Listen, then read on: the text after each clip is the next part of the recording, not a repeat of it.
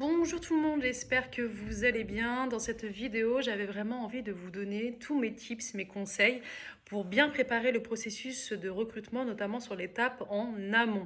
Alors, cette vidéo ne s'inscrit pas dans toutes les opportunités, mais vraiment celles qui vous tiennent à cœur, où vous dites là j'ai un coup de cœur, j'ai vraiment envie de ce job. Et donc là, souvent il y a plein d'erreurs déjà au moment de postuler. Parfois vous me dites, Shirley, je suis très intéressée pour rejoindre ton entreprise. Je suis désolée, mais ça n'a pas vraiment de sens. Vu que je suis une intermédiaire de recrutement, donc je ne sais pas vraiment de quelle entreprise on est en train de parler, si ce n'est peut-être de juste de prendre un petit café sur mon canapé avec moi toute seule. Je ne vois pas vraiment quel est l'intérêt de vouloir rejoindre mon entreprise. Donc à partir de là, je me dis, la personne, elle a peut-être pas vraiment cherché, elle n'a pas vraiment investigué.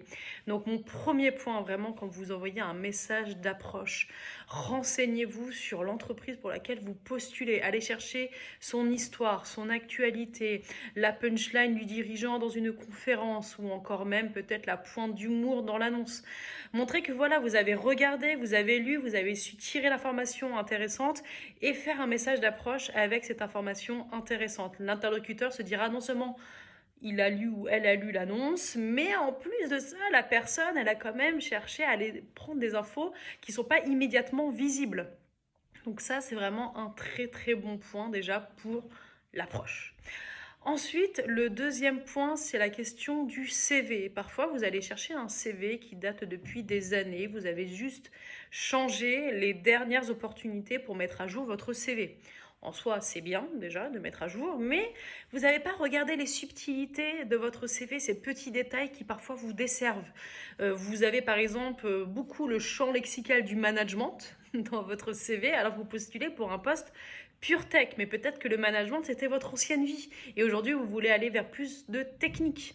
Donc regardez un petit peu les termes, ce que renvoie en fait votre CV en termes de positionnement. D'accord. Et donc, à partir de là, vous pouvez aussi varier les CV. Hein. Vous pouvez faire si vous visez un poste beaucoup plus full stack ou un poste plutôt back-end ou un rôle de lead, bah, peut-être qu'il faut faire des CV adaptés à chaque poste que vous êtes en train de viser.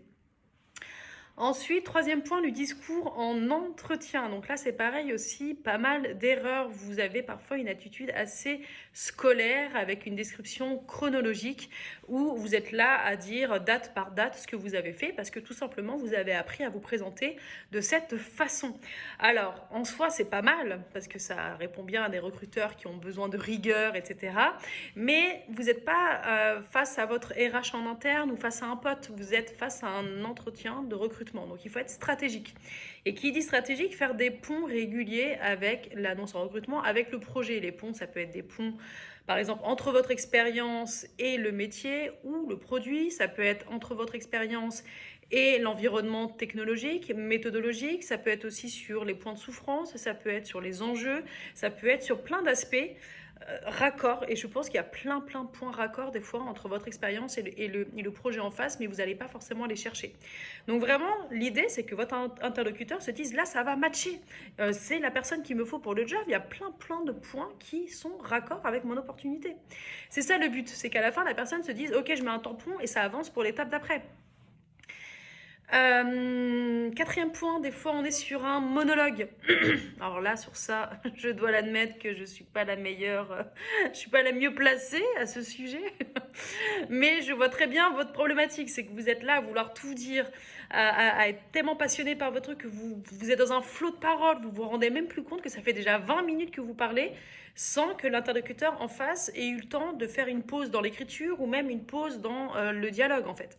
Donc n'oubliez pas que vous êtes sur un échange et non pas sur un pur entretien. Donc c'est important véritablement de mettre des pauses de regarder votre interlocuteur, de voir les signaux faibles, si la personne est en train de décrocher et de la rattraper avec une question, est-ce que vous voulez que je détaille ce point, est-ce que c'est clair, de façon à ce que l'autre vraiment participe aussi, même lorsque vous faites votre présentation et que vous avez votre temps de parole. Donc ça c'est super important. Et le dernier point, ce sont les questions. Parfois, au niveau des questions, vous avez des questions juste parce qu'il faut poser des questions, sans véritablement de pertinence. Donc vraiment, allez chercher des questions surtout pour vous, en fait, pour identifier rapidement les red flags. Ok, vous êtes motivé, ok, c'est intéressant, vous avez un coup de cœur, mais les questions que je vais poser là, je vais pouvoir immédiatement pousser encore plus loin la motivation à aller à l'étape d'après, ou au contraire arrêter. Parce qu'au final, la motivation, il faut qu'elle aille des deux côtés aussi. Eux, ils sont motivés, ça match, mais aussi vous, il faut que vous soyez suffisamment motivé pour aller au bout. Donc, poser des petites questions comme ça qui sont assez révélatrices, comme par exemple, quelle est la culture de votre delivery, ou encore même, quels sont vos points de souffrance techniques. Je sais pas, ça peut être quel est le cycle de développement d'une feature. Voilà, j'ai plein de questions comme ça en tête, je pourrais vous les adresser à l'occasion. Mais vraiment, ayez des questions où vous allez vous dire à la fin, ok, moi aussi, je mets un tampon et j'y vais, j'ai envie d'aller plus loin parce que je suis vraiment très très motivée. Voilà mes petits tips pour aller à l'étape de l'entretien technique.